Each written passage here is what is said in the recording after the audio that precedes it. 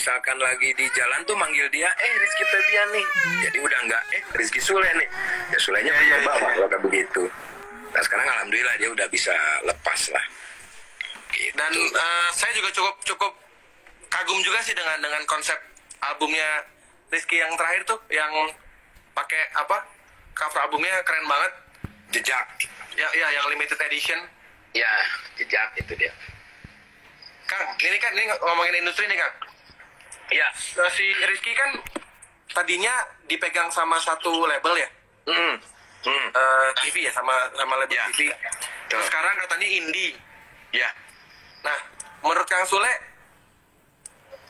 Sule lebih seneng Rizky sama manajemen sama label atau independen?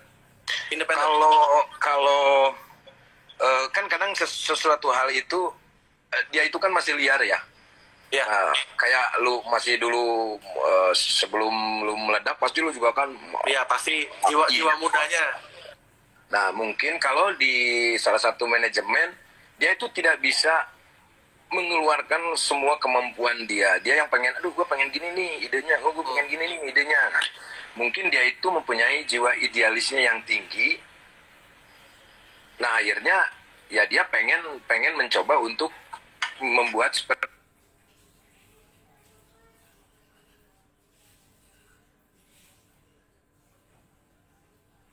indie gitu. Kalau gue sebagai orang tua ya kan dulu juga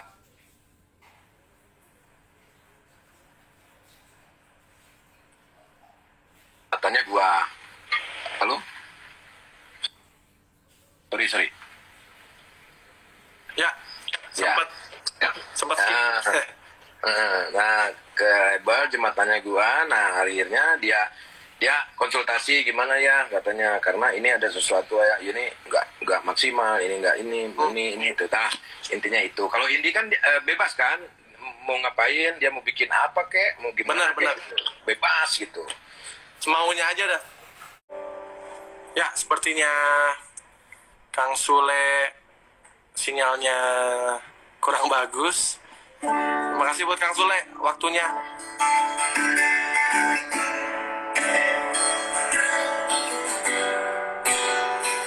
Dan buat followers Kang Sule, terima kasih sudah nonton, sudah melihat obrolan kita. Semoga bermanfaat.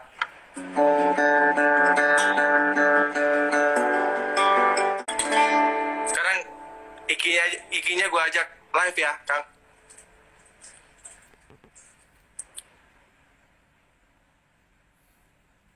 Oke, Rizky Febian sudah kita lihat.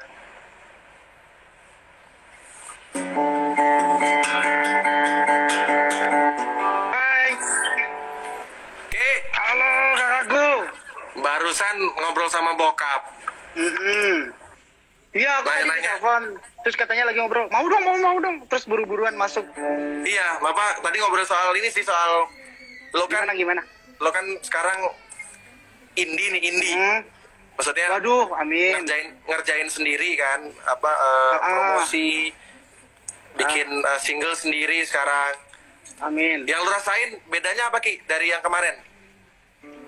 Kalau Ki pribadi jujur Kak, sekarang tuh justru lebih bisa mengeksplor diri Ki pribadi aja gitu loh.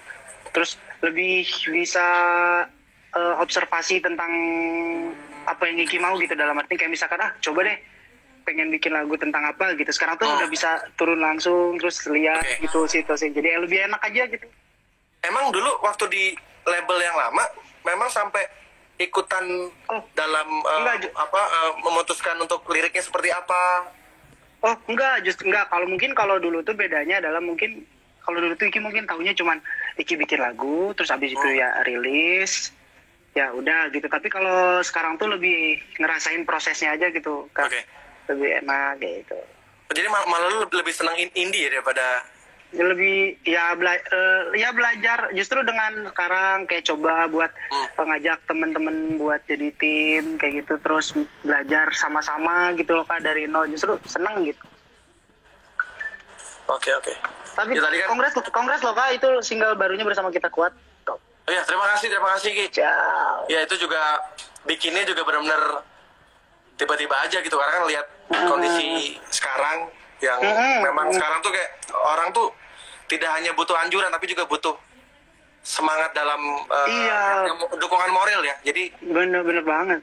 Apalagi buat ya. setuju nggak sih Kak? Apalagi buat para pekerja seni gitu loh, kayak kita, maksudnya tuh kayak kan kita pasti punya tim, kru. Benar. Lo juga bikin lagu juga ya, Melawan Dunia ya?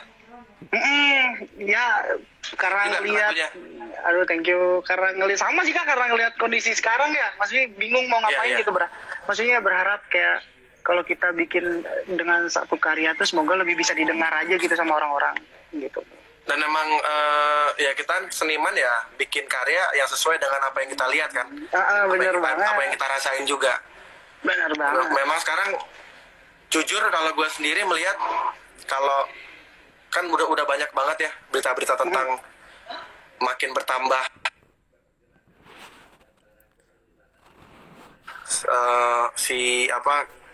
yang terkena COVID juga makin bertambah. Terus tapi di sisi lain orang-orang yang kecil nih yang dia harusnya kerja, dia harusnya bisa dapat duit dari misalnya dia pedagang, dia dapat duit dan dia bisa menghidupi hari-hari cara nyambung hidup dia gitu loh.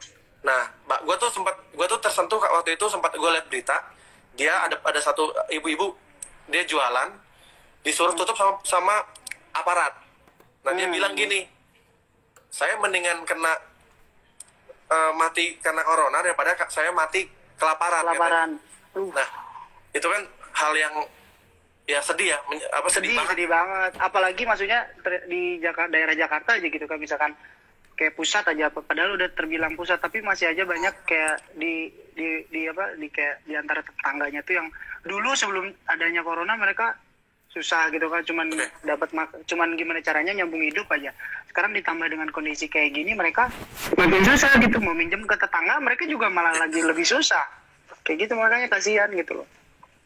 Nah Ki, kan tadi bokap bilang kalau bokap tuh orangnya tipenya suka nabung. Nah, kalau lu gimana? Ini kan di saat COVID begini kan udah pasti job tidak akan sebanyak biasanya.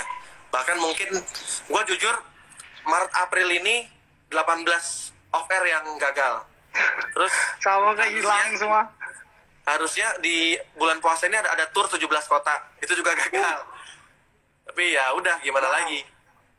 Harus ya kita harus itu gimana Kak? Maksudnya kan otomatis kan itu udah nge-konsep, udah nge-planning semua itu. Pasti, ya sedih maksudnya kita juga udah ngitung-ngitung penghasilannya berapa untuk ngasih kayak THR buat karyawan kita, buat kru-kru kita. Bingung kan? Maksudnya ya karena musisi dapat uang kalau kita manggung itu ya. Makanya kalau aku pribadi gini Kak, kalau aku berpikirannya dengan adanya wabah sekarang gitu ya, wabah corona tuh mungkin kalau untuk Iki pribadi karena mungkin ada manajemen yang baru sendiri, mungkin Iki bisa nge-spend uang lah, maksudnya ada uang simpan dan uang tabungan gitu. Dan kalau Iki pribadi itu bukan orang yang neko-neko pengen ini pengen itu segala macam, tapi yang Iki pikir itu justru makanya kayak gini, oke, mungkin kalau untuk Iki pribadi kayak masih ada uang tabungan, tapi untuk tim dan juga untuk yang lainnya kan mereka kan nyambung hidupnya di situ, kru itu kan nyambung hidupnya di situ gitu loh maksudnya. Tapi aku boleh promo nggak Kak? Bukan promo. Jadi aku tuh sebenarnya kerjasama juga sama Kita Bisa kebetulan. Aku tuh kemarin bebas di sini mah bebas. Orang cuma kita doang berdua. Aku tuh kemarin bikin campaign gini Kak untuk para pekerja seni. Jadi aku bikin galang dana gitu.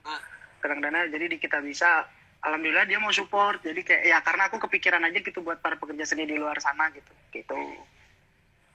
Ya itu satu hal yang mulia sekali, Ki. Itu yang memang kebetulan juga ada road manager kita juga kemarin The Massive juga bikin satu gerakan juga ngebantu para kru juga ngirim. Ya, aku sempat dengar, ngirim kayak sembako gitu kan lumayan.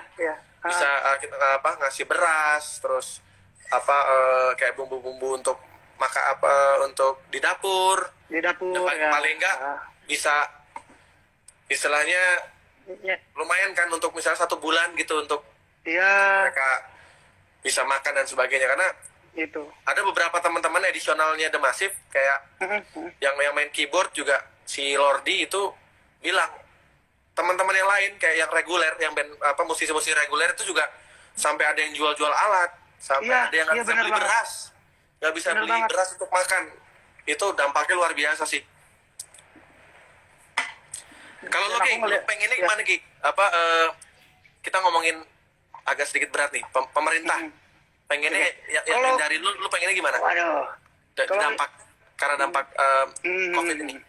Kalau aku pribadi sih dengan melihat masyarakat sekarang ya, kayak maksudnya kan Indonesia kan luas banget ya, dan tidak semua pasti orang ikut dengan aturan yang dianjurkan gitu.